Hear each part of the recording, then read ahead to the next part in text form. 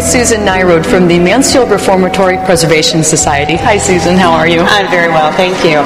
Can you tell me a little bit about the society? Sure. The society was formed in 1995, and it was formed by a group of very dedicated Mansfield citizens.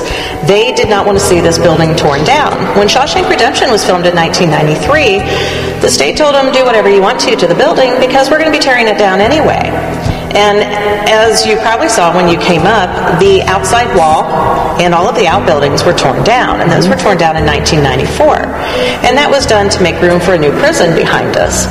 Well, we didn't want to see this building torn down as well. I mean, when you look at it, you don't see buildings like this in the United States. No, it's beautiful. It's the largest castle-like structure in the state of Ohio and one of 5 largest in the United States. Wow.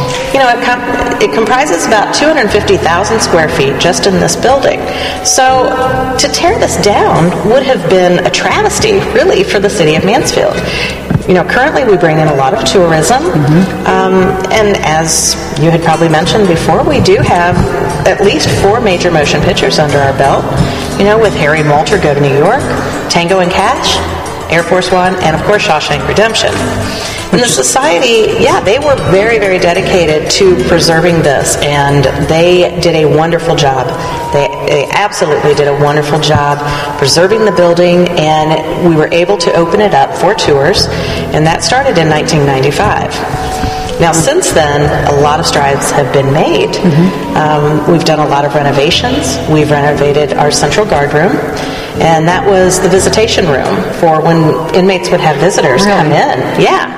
And that was also, if you're watching Shawshank Redemption, it was the chow hall in Shawshank.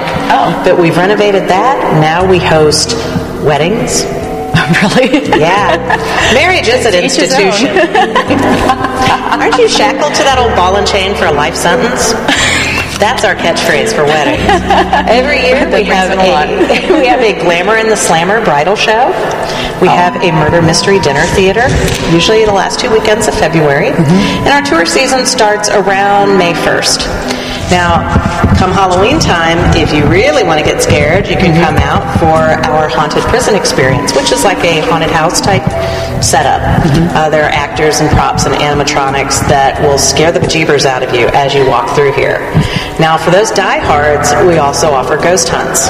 And our ghost hunts are overnight. They start at 8 p.m. and run until 5 a.m. We offer usually 16 to 18 public ghost hunts a year. But people who really want to have the building to themselves can schedule a private ghost hunt. Overnight? Overnight. Now, there's no accommodations for sleeping because you're up walking around looking for ghosts all night long. Wow. That sounds like fun. It is and a fun. little creepy. It can be, yeah, just a little bit. So since you've been helping out here, do you know any good insider stories, any prison breaks, anything? Actually, where we are here in this room, there was an attempted escape.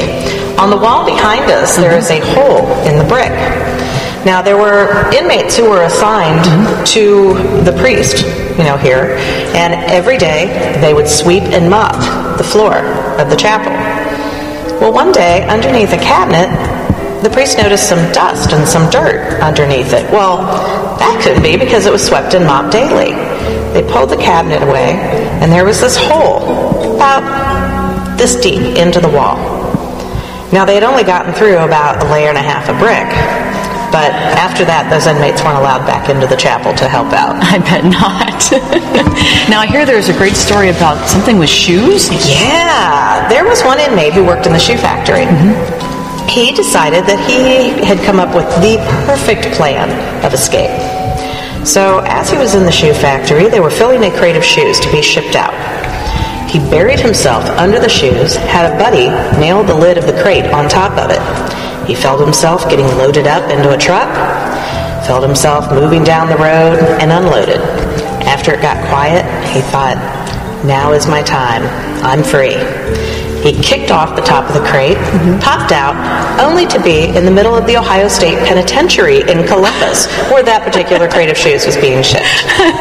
Well, I guess that plan kind of backfired for him. Yeah, it did. Well, thanks, Susan. That was great information. We really appreciate you letting us take a tour here today. Well, thank you for visiting.